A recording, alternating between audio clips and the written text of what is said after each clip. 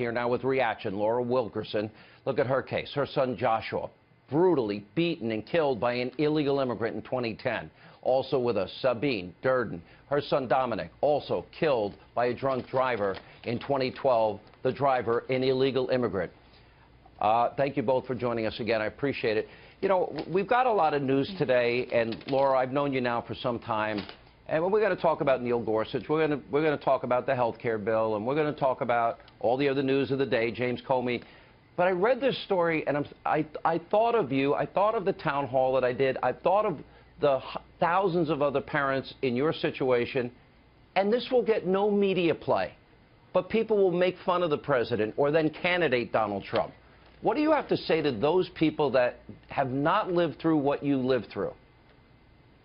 It disgusts me. I'm so disgusted by what I hear about this rape. This poor child of 14 years old is forever scarred. She will be forever live her life here on a different plane. I equate it to like having a stroke and a heart attack at the same time. She's going to have night terrors. She's going to wake up screaming in the middle of the night. She's going to be right back in that cubicle where they raped her. Any time of day or night, it's going to live in her brain for the next couple of years. And then if it does settle down a little bit. And think back when Donald Trump came down that escalator announcing he's going to run for president, and he made those initial comments, some are rapists, some are murderers, and the brutal, vicious, vile, that's racist, that's wrong, that's inappropriate. He wasn't wrong. It's true. There are a lot of good people that cross the border illegally. They just want a better life. I get it.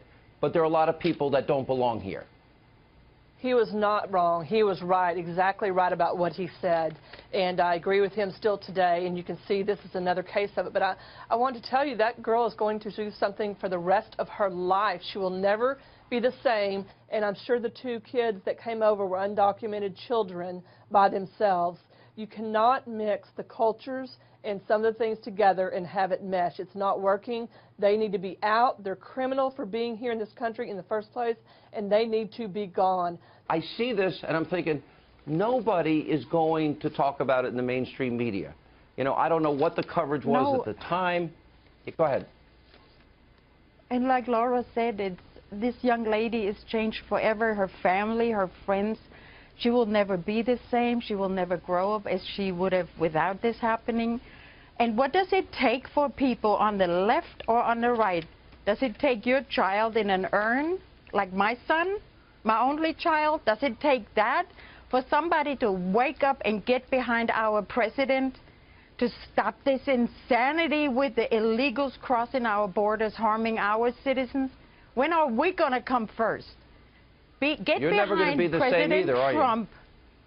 No, never. I won't ever be a grandmother or a mother-in-law. My life's completely changed. I moved because I couldn't handle California anymore. Yeah, it's so sad. We lost Laura. Thank you. Sabine, thank you. You're in our prayers. The media needs to start telling the truth instead of putting on one commentator after another that says these outrageous things.